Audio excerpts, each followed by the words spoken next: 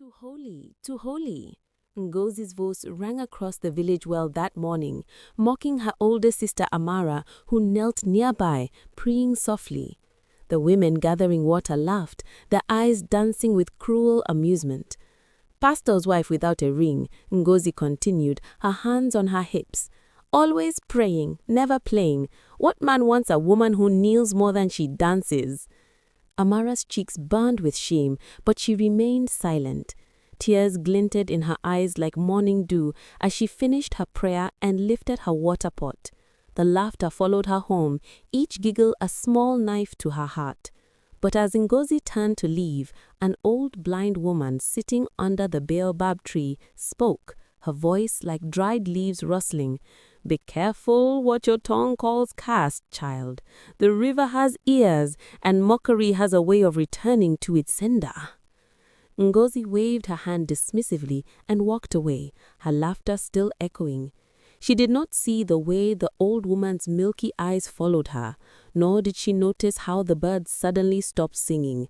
In Umunaga, some warnings are whispered by those who can see beyond sight. 3 moons later, everything changed for Amara.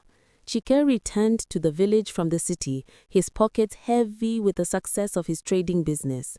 He was tall and respected, with kind eyes that saw beyond a woman's dance to her heart. He had known Amara since childhood, remembered her gentle spirit when others remembered only her quietness.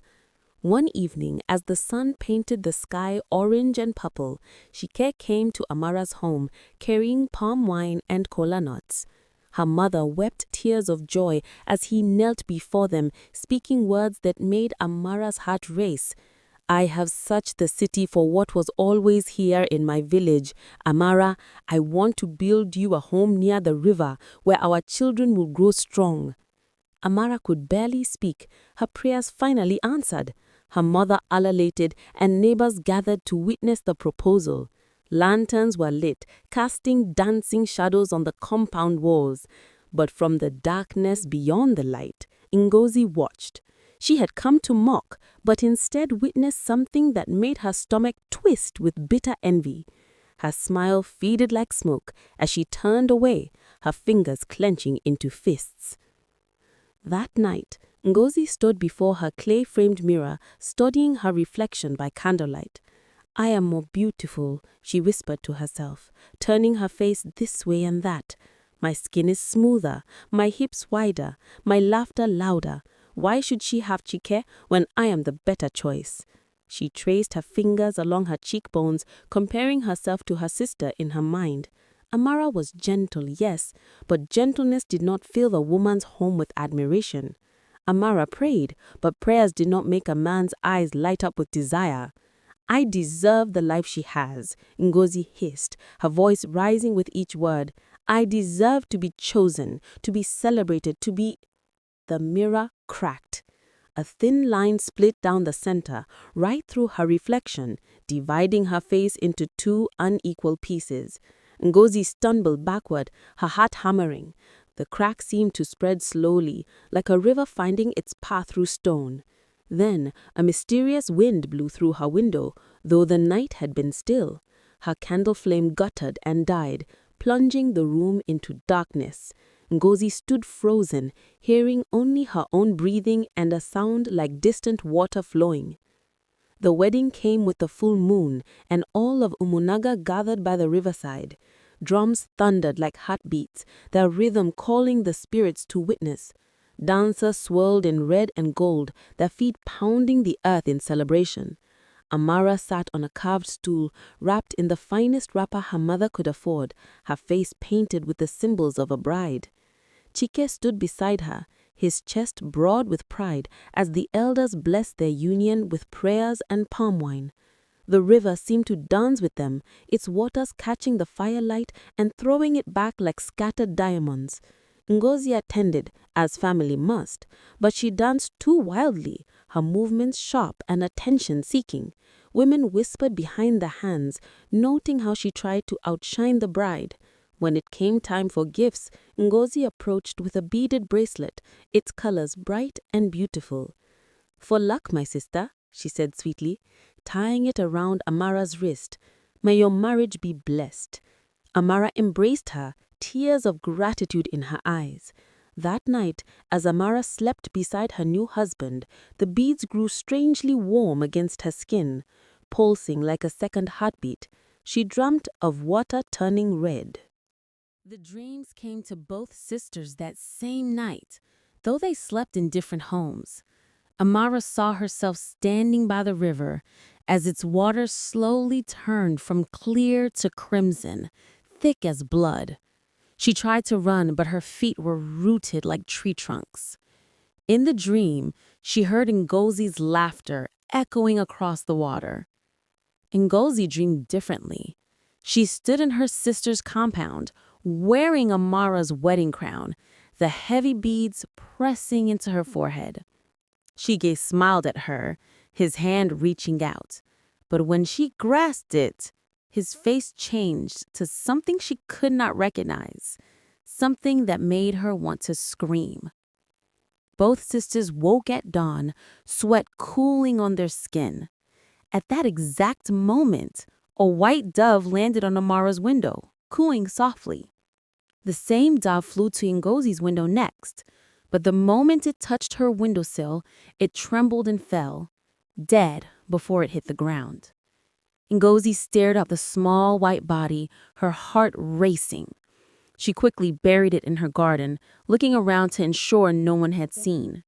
That morning, Chike awoke strangely distant, his eyes troubled, as though he too had dreamed of something he could not name.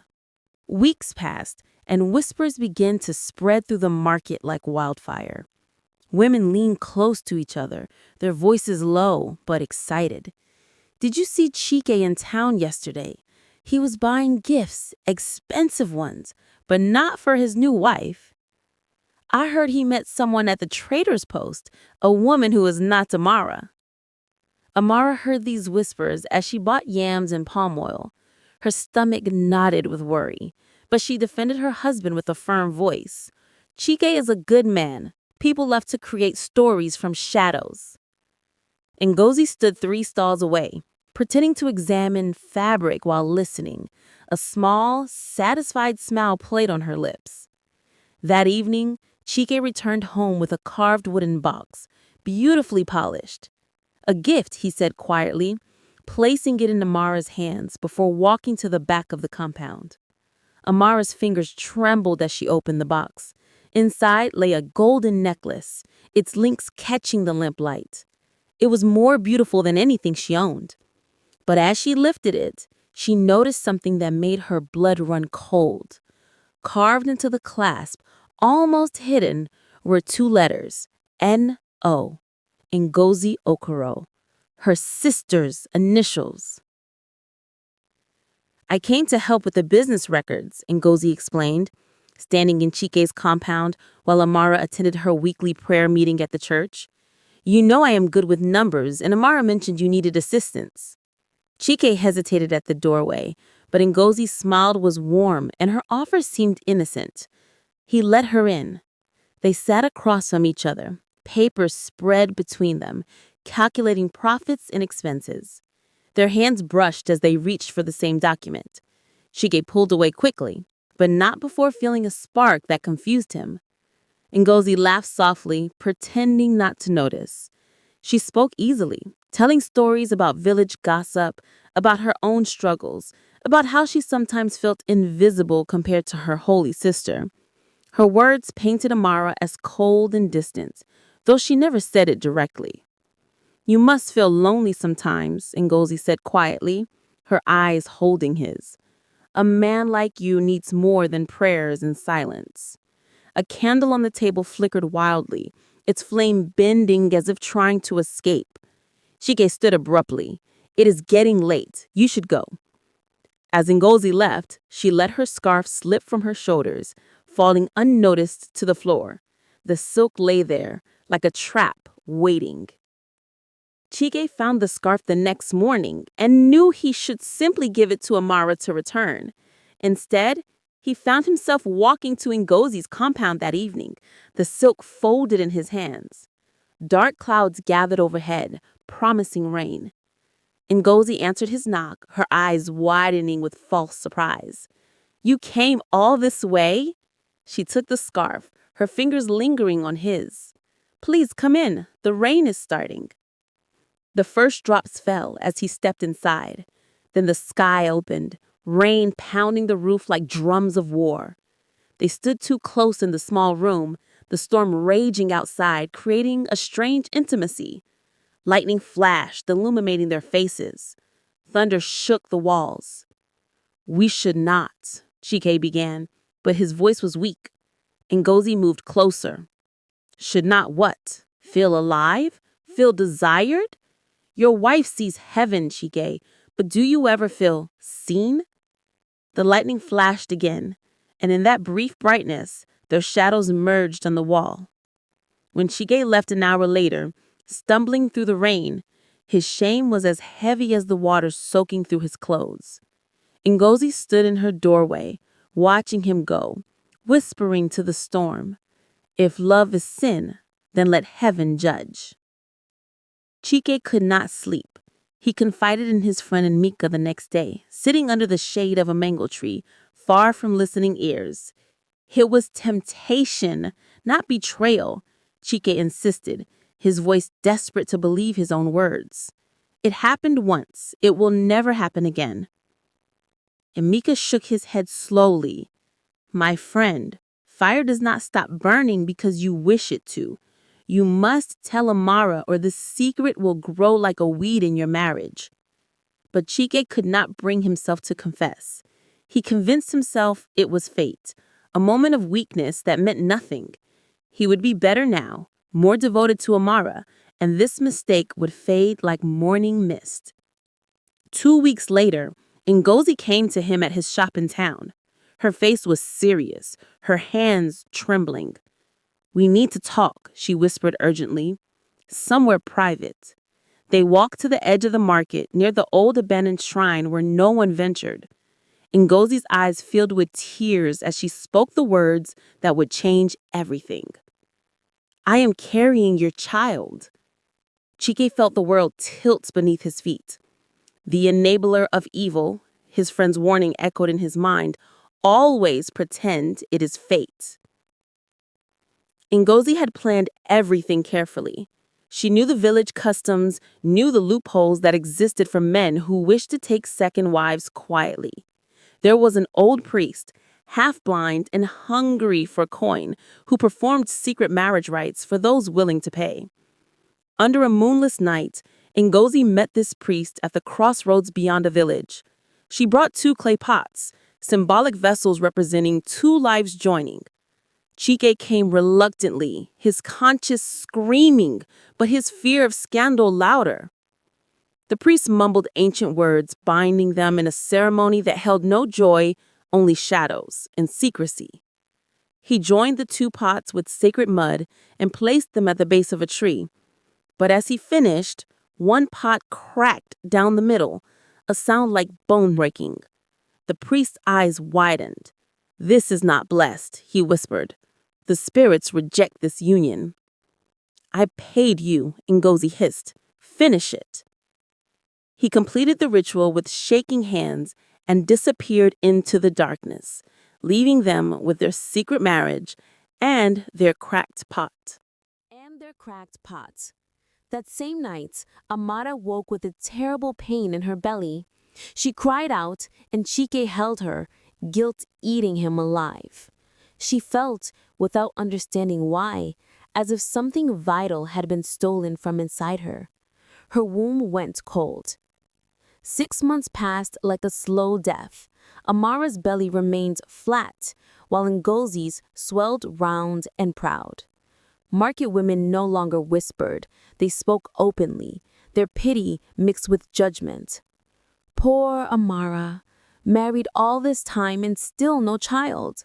Maybe her prayers reached the wrong ears. Perhaps she is too holy for earthly blessings. The words cut deeper than any knife. Amara tried every remedy the medicine woman suggested. She drank bitter herbs that made her vomit. She bathed in water blessed by 3 different churches. She fasted until her ribs showed through her skin. nothing worked. Ngozi visited often, her pregnancy glowing on her like victory. "You should not worry, sister," she would say with false sweetness.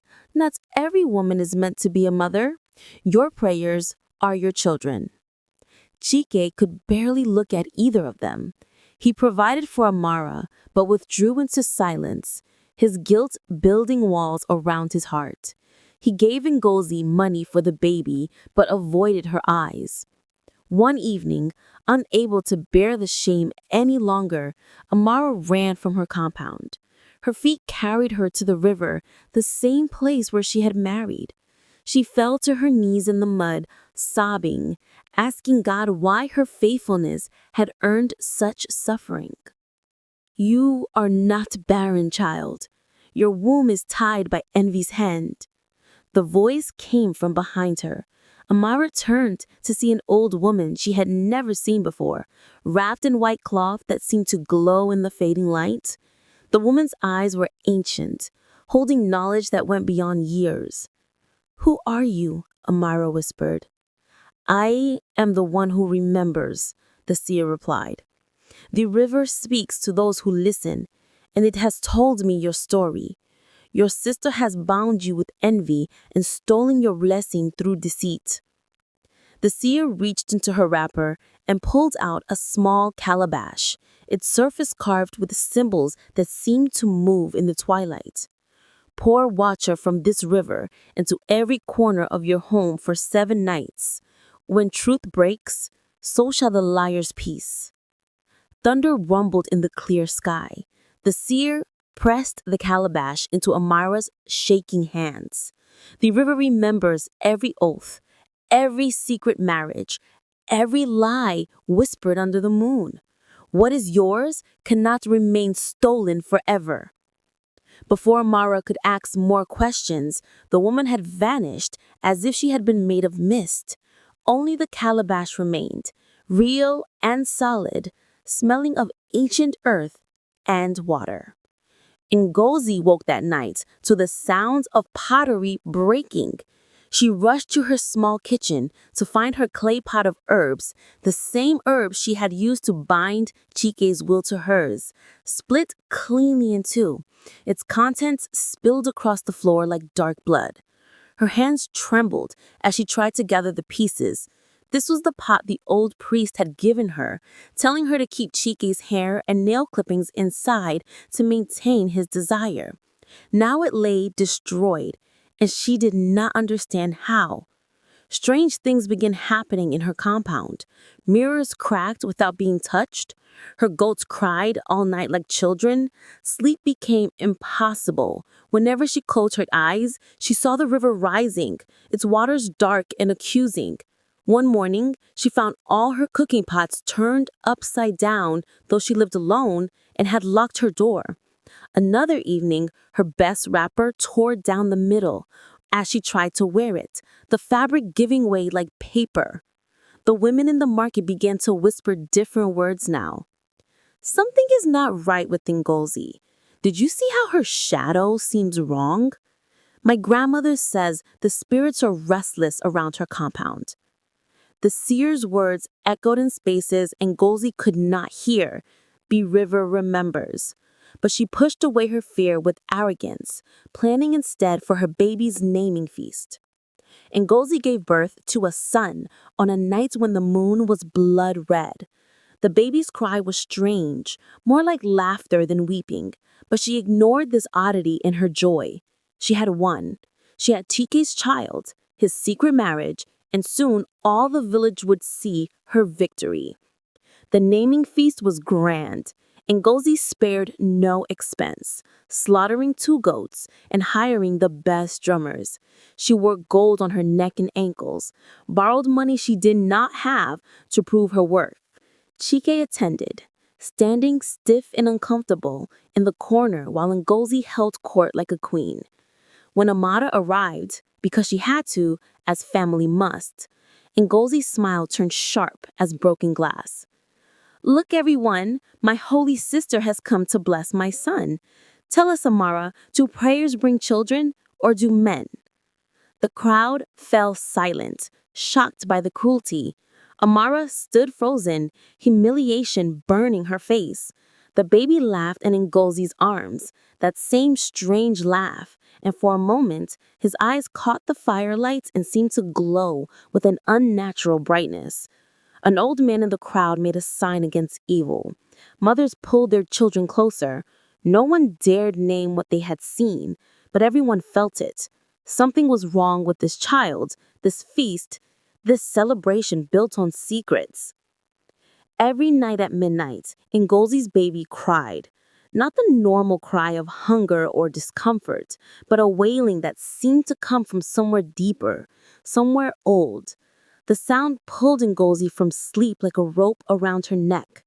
She would find him at the window, his small face turned towards the river, though he could possibly see it in the darkness. No rocking, no singing, no breast could calm him. The crying would continue until dawn, when it would stop as suddenly as it began. Ngozi grew thin and desperate. Her eyes sunk into her skull. Her neighbors stopped visiting, unable to bear the sound. Even Chike stayed away, making excuses about work, though everyone knew he was avoiding the compound where his secret lived. Then one night, as Ngozi walked with the screaming baby towards the river, some instinct telling her that water might calm him, she saw something that froze her blood. A white dove, the same kind that had died at her window months ago, sat on Amara's windowsill. It was alive, healthy, cooing softly in the darkness. Ngozi watched as Amara came to the window, her face peaceful in the moonlight. The baby in Ngozi's arms suddenly stopped crying. For the first time in weeks, he was silent. And then he did something impossible. He stretched his small arms towards Amara's distant window and whispered a word that sounded like Mama. Chike felt ill with a fever that no medicine could break. He lay on his sleeping mat, his body burning, his mind trapped in nightmares that repeated endlessly. In his dreams, he stood at a crossroads with two paths. One led to Amara, bathed in light, but walking away from him. The other led to Ngozi, who smiled but stood ankle-deep in dark water. Behind each woman, he saw a grave with his name carved on the headstone. He tried to choose, to run to one or the other, but his feet were rooted like trees. Two wedding rings appeared on his fingers, both burning his skin like hot iron. He screamed, but no sound came out. His freedom maker came to visit him and found him mumbling in his fever sleep. Two wives, two sins, two graves. The words spilled from his lips like confession. The river knows, the river remembers. I cannot rest. The lies sleep beside me every night. When Chige finally woke, weak and drenched in sweat, he knew what he had to do. The soul cannot rest where lies sleep. He pulled himself from his mat and, using all his remaining strength, walked to the compound of the village chief. I must confess something, he said, his voice breaking.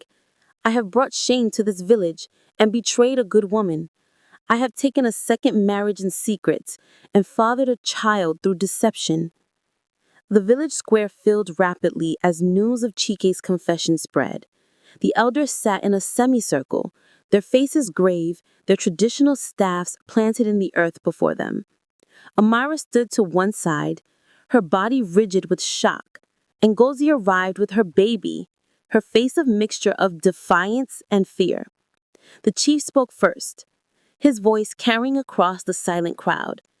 Chike has confessed to a secret marriage performed outside proper tradition. He has deceived his first wife and dishonored his family. The question now is, who else knew of this betrayal? Ngozi stepped forward, her chin raised. I am his second wife. The baby is his. What is done is done. In our tradition, a man can marry two wives. Not in secret, the chief replied coldly. Not through bribery of corrupt priests. Not while lying to his first wife. He turned to Amara. Did you know of this union? No, Amara whispered. tears streaming down her face. "I knew nothing." The crowd gasped and murmured. Then a path opened in the gathering as the old seer woman walked through, her white cloth bright in the morning sun. In her hands, she carried the 2 cracked pots from the secret ceremony. "The spirits have already judged this union," the seer announced, holding up the broken pottery. "What is joined in darkness cannot stand in light." At that moment, Ngozi's baby began to cough, terrible, choking sounds that made mothers in the crowd reach for their own children protectively. The baby's coughing grew worse with each passing second. His small body convulsed in Ngozi's arms, his face turning strange colors. Ngozi screamed for help, but the seer raised her hand, silencing everyone. "This child carries the burden of deceit," the seer declared, her voice echoing with authority beyond the physical. "He was conceived in betrayal, blessed by corruption, and born into lies. His spirit is confused. It does not know which mother to claim, which home is real, which love is true." She walked closer to Ngozi, her ancient eyes piercing. "Only confession and cleansing can save him. Every lie you have told, every evil you have done, every jealous thought you have harbored, these sit on this child's chest like stones. Speak truth or watch him suffocate on your sins." The crowd pressed closer, horrified and fascinated. Ngozi clutched her coughing baby, her eyes wild with panic. She looked to Chike, but he stood with his head bowed, unable to help her. She looked to Amara, but saw only tears and betrayal on her sister's face. I can explain," Ngozi stammered. I did what I had to do. I deserved." The baby coughed harder. Blood appeared at the corners of his small mouth. "The truth," the seer commanded, "or he dies before sunset." Ngozi's legs gave way. She collapsed, still holding her baby, and fainted. When Ngozi woke, she found herself by the river, surrounded by the elders and the seer. The baby lay quiet now, unconscious, his breathing shallow. A fire burned in the center of the gathering, flames leaping high despite the still air. In her hands, she carried the 2 cracked pots from the secret ceremony. "The spirits have already judged this union," the seer announced, holding up the broken pottery. "What is joined in darkness cannot stand in light. For every lie you have told, you must pour a truth into this fire. The flames will judge if your confession is complete. Only then can the child be freed." Ngozi's hands shook as the seer gave her a small clay bowl filled with palm oil. "Begin," the old woman commanded. "I was jealous of my sister," Ngozi whispered, pouring a drop of oil into the fire. It hissed and flared. The fire grew hotter. "More," the seer demanded. "I seduced Chike deliberately. I used herbs to bind his will. I bribed a priest to marry us in secret." Each confession made the fire leap higher, the heat intense on everyone's faces. Amara stood at the edge of the circle, watching her sister unravel. She pulled something from her wrapper, the beaded bracelet Ngozi had given her at the wedding. She stepped forward and threw it into the flames. The bracelet melted instantly, releasing thick black smoke that smelled of rot and jealousy. As it burned, Ngozi's shadow on the ground seemed to fade, becoming thinner and less substantial, as if the fire was consuming more than just beads. The confessions continued until Ngozi had nothing left to hide. She admitted to poisoning Amara's reputation in the market, to stealing money from their mother to buy gifts for Chike, to lying about Amara being cold and distant. Each truth made the fire burn brighter, the smoke darker. But when the last confession fell from her lips, the baby still did not breathe properly. The seer shook her head. "There is one more truth you refuse to speak." "I have told everything," Ngozi cried, her face streaked with tears and ash. "Not everything," the seer replied. "Why? Why did you truly do this? What is the root of your jealousy?" Ngozi's face crumpled. For a long moment, only the crackling fire spoke. Then, in a voice barely above a whisper, she said, "Because I believed she was loved, and God was not. Because her goodness made me feel worthless, and because if I could not have her peace, I wanted to destroy it." The fire suddenly changed color, turning from orange to deep red, the same red from Amara's dream of the river. Without warning, Ngozi stood and ran toward the river, wailing. She moved as if possessed, her feet carrying her without her will. The crowd followed, calling her back, but she did not stop. She reached the water's edge, where the river glowed faintly red in the firelight. Her reflection in the water was not her own. It showed Amara's face, calmed and forgiving. Ngozi stepped forward and disappeared beneath the surface. Dawn came silent and gray. The villagers searched the river all night, but found no body. It was as if the water had swallowed Ngozi completely, leaving no trace. Some said they saw her walking beneath the surface. Others claimed they heard her voice in the current, but no one could agree on what truly happened. The baby had fallen into a deep, peaceful sleep the moment his mother entered the water. He lay in the arms of an elder woman, breathing normally for the first time since birth. As the sun rose, painting the sky pink and gold, someone had to decide what to do with this child of shame and secrets. Amara stepped forward. The crowd parted, watching as she approached the sleeping infant. Her face was unreadable. She had every right to reject this baby, to let another family take him far from this village and its memories. She looked down at the small face, so innocent, despite the circumstances of his creation. Slowly, she reached out and lifted him into her arms. He stirred, opened his eyes, and looked at her. This time, his eyes were clear and normal, holding no strange glow. The river behind them became completely calm, its surface smooth as glass. The seer stood nearby, nodding slowly. "The innocent will rise where evil drowned," she said softly. "The river has taken payment and given mercy in return." Chike approached Amara as she held the baby, his face carved with regret and shame. The entire village watched as he fell to his knees in the dust before her, his head bowed so low it touched the ground. "Forgive me," he whispered, his voice breaking. "I was weak. I was foolish. I destroyed our marriage for a moment of temptation.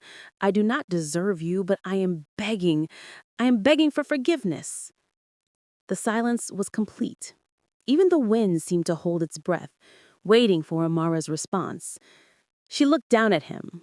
This man she had loved, had trusted, had built dreams with. He looked smaller now, diminished by his own choices. "Stand up," she said quietly. "Stand up and look at me." Chike raised his head, tears streaming down his face.